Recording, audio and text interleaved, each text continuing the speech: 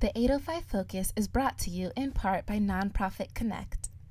Nonprofit Connect provides superior leadership tools and resources so nonprofit leaders and board members can make valuable decisions to move their organization forward to a sustainable and vibrant future. More information on services online at nonprofitconnect.org.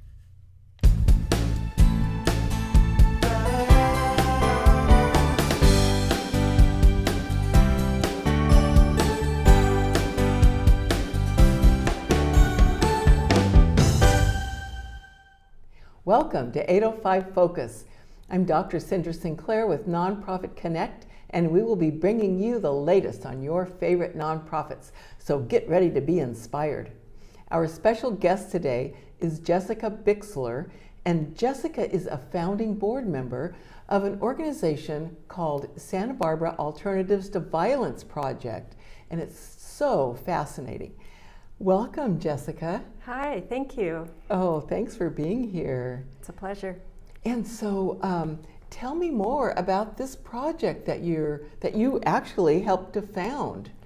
Well, I helped found the Santa Barbara chapter. Okay. It's an international organization that works with refugees and people in countries where there's been extreme violence, and it started in the prisons on the East Coast 50 years ago. So it's pretty widespread in the penitentiary system.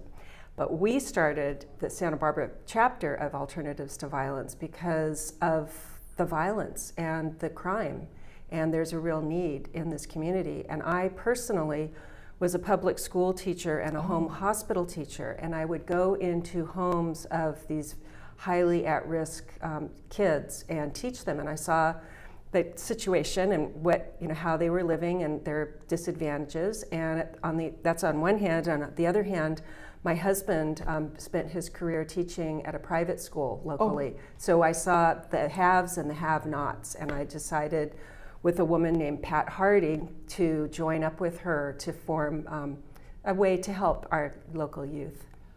Wow. Now, how long ago was this? I think about 5 years ago. Okay. Yeah, we're about 5 years in. So here you were, a teacher, and you saw a need, and you said, by George, I'm going to do something about that. And so you did. Yeah, I found with a small group of people, and we've slowly grown, and we're still pretty small. Yes. But we run workshops in the local community on weekends, and the participants can be junior high or high school level or adults, and the schools refer the students who have been in trouble. So if they've been fighting or doing drugs or truancy, they are up for punishment, but they can get out of some of their punishment by taking our workshops, and they also can have community service hours. That's great. So where do your workshops take place? We have an office space that some of the workshops take place downtown. We have a space in Isla Vista. We have had workshops at Elings Park. And then you have, I don't know, special teachers or professionals or somebody that teaches those workshops? We have facilitators that are trained, and quite a few of our youth have gone through the series of 3 weekend workshops and have become facilitators. Oh, that's wonderful. And it's really nice to see them be mentors to these kids that haven't had that before. That is a great idea. So some workshops are for younger kids, some are for older kids, and some for adults? No, we mix them. You mix them all up? Yeah, they're mixed. It's a heterogeneous group, and there were about 20 participants per workshop, and maybe 3 or 4 facilitators. So I think this weekend we're going to have 15 participants. So it's in that range. So do the workshops usually happen on weekends? Yes. Okay. Yeah, so that they can go to school during the week. And then, let's say a participant, how many workshops would they typically attend? Well, there's the first workshop. The introduction is called a basic. And then there's the advanced, that's the second one, and the third one is the training for facilitators. And once you reach that, then you can help co-facilitate. And as you become more skilled, you are eligible for a stipend. Oh. You get rewarded for your work. Wow. And on a lot of levels. And we have some evidence from the school districts that our participants have increased their GPA, decreased their truancy and fighting and getting along better with their families. So it does work. That is good to know, and it's great that you're measuring that, and that you're working so closely with the school districts. Yeah. Well, once the kids get in our system, then we do the workshops, but we also have a lot of outreach coordination with kids that we're not a legal service, but there might be some situation where they need legal advice or drug treatment or substance abuse counseling, things like that. So there's a lot that's done in terms of community outreach and referrals. We refer a lot of our kids to these organizations. So the kids are really incentivized to attend these workshops because they get community service hours. Eventually they can get some money, but also really intrinsically they learn some skills to acknowledge why they're getting angry and to maybe see the other side, to come up with some tools to really avoid getting in trouble, going into a gang, and eventually ending up in prison. Yeah. I mean, that's what the end goal is, to avoid that. Yeah. And I think, there's one thing to sit in a classroom or a workshop or something and have somebody talk at you, but to participate on this level and then to actually be part of the program, I can see how that would be really powerful in changing a person's outlook, their behavior, all of that. And the workshops it's not all open heart surgery. There are lots of little games and break the ice activities that we do, and it's tailored to the group. So if most of the participants have a problem with fighting, then they might do some role playing on how to avoid an instance where fighting might occur. So do you do a little, how do you find out, how do you tailor what you're giving at the workshop to the participants? Do you have like a form they fill out and you ask a bunch of questions, or do you talk to them before? With the intake, so the outreach coordinators get referred a student or their group of students, and then they have to get permission from the families, and they sign releases, and they get to know what from the school and from the student and their families what the situation is. Oh, okay. And that's when a lot of the outreach coordinating and referrals happens as well. It's kind of an ongoing thing. And then the workshops they're not academic, they're very activity, behavior mod based, and they can be modified right during the workshop. They're different exercises, some lasting 10 minutes, some lasting an hour and a half. And if the hour and a half exercise, it's a role-playing exercise. If it's going too long, then you can just tailor it. And the facilitators, they're not up in the front of the room lecturing. They're sitting in a circle. It's very inclusive. So when the facilitators need to make a change, they don't go into a corner or another room. They stand in front of everybody, and it's very no secrets, which I like. It's fun. It's really a fun and very, Oh, that's great. So now you say it started as an international movement. Well, it started actually when the Attica prison riots happened in New York, and several prisoners were killed or died from the riots, and the prisoners said, "We can do better than this. We are able to solve some of these problems." So they drew from the Martin Luther King Foundation, Quakers, and just sort of what was going on in the 60s with the protests for the Vietnam War. It was kind of a birth from that, and there were manuals that were composed and used, and so when you do take this training for facilitators workshop, you do get your own manual, which has all the exercises. Okay, so is it the national or the international office that helps with that training and provides that material? The internet, I'm not really experienced.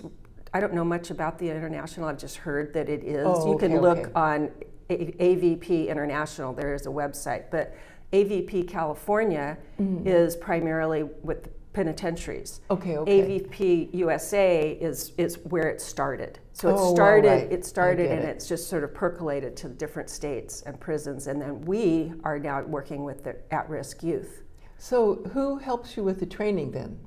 the facilitators. Oh, We have so your very own facilitators. It's so, all. so it's not like the national or the statewide organization comes and does that for you. No, we do it ourselves. Okay. And Gosh. some people volunteer to provide food. Some people, Yeah. the two of our 3 employees do the facilitations a lot, along with other members of the community that have been trained. What a powerful program.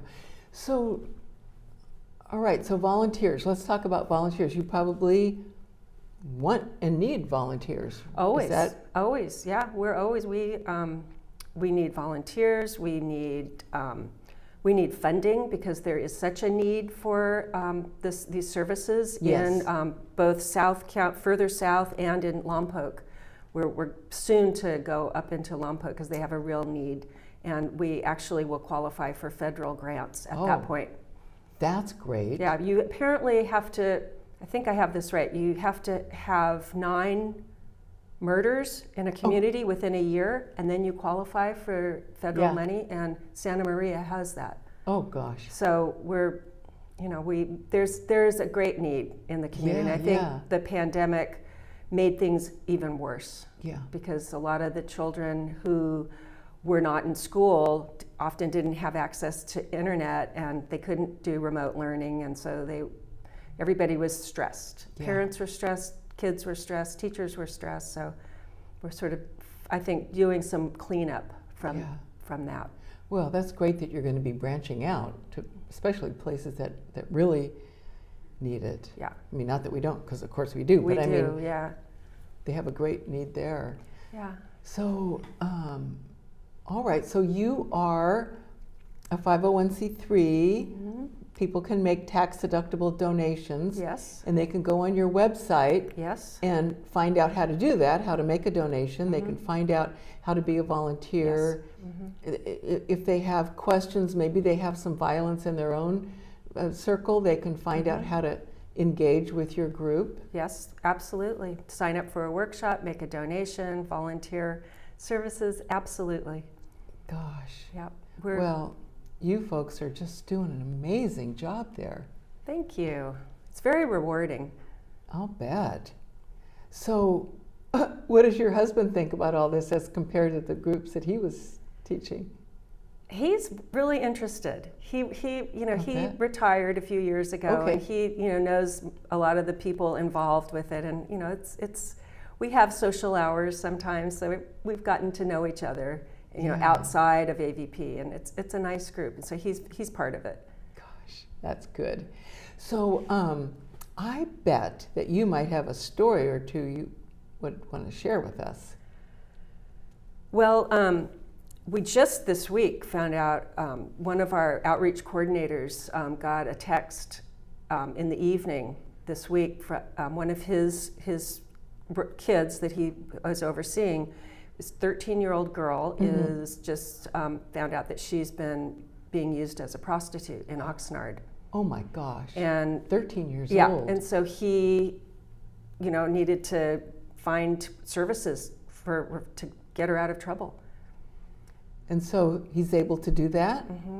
Yeah, and there are also stories of, there's one young woman who was getting into a lot of trouble in junior high school, and she became a facilitator, became a very active facilitator, and during the course of high school she had a baby, and she continued to facilitate and graduate from high school with honors, and now she's going to City College. And so we highlight the successes too, and there are quite a few of kids who have really made this their mission. That is wonderful. So now, right now, you primarily work in Santa Barbara? The city of Santa Barbara? And mostly? Goleta. Oh, in Goleta. Yeah. Okay. Yeah, we get Santa Barbara Unified School District, the junior highs and the 3 high schools and the continuation school send us referrals. The vice principals and counselors will refer us. That's great. Refer students to the outreach coordinators. And so it sounds like you do a lot of collaborating with the schools and with other organizations. Yeah. Yes. One grant that we got from Cottage Health was just about that. It was really measuring. It was you had to report in quarterly how many of the other recipients had been referred. So that was a nice way to see the evidence of Santa Barbara AVP referring a student to AHA, or Freedom for Youth getting some of our students, so that was a neat one. And isn't that just the best way to work these days is collaborating with others so that everybody contributes what they're the best at? Mm-hmm. Yeah, because we don't know the legal system. We are not counselors. We just have our one little niche, and there are plenty of other resources that we have access to, which is great. Gosh. Well, let's see, Jessica, we've got about a minute left. Is there anything else that you'd like to share with our viewers? Well, just go visit us on our website and check it out. And we're growing, and we're really excited about the future. And we've got some lovely office space up in Paseo Nuevo. So, oh, nice. Yeah, so stay tuned. Well, good for you. And I hope you get lots of financial donations and volunteers and all in the very near future. Well, thank you. So nice talking with you. Thank you so much for being with us and sharing your very inspiring story. Oh, thank you. And thanks for joining us on 805 Focus, and we'll see you next time.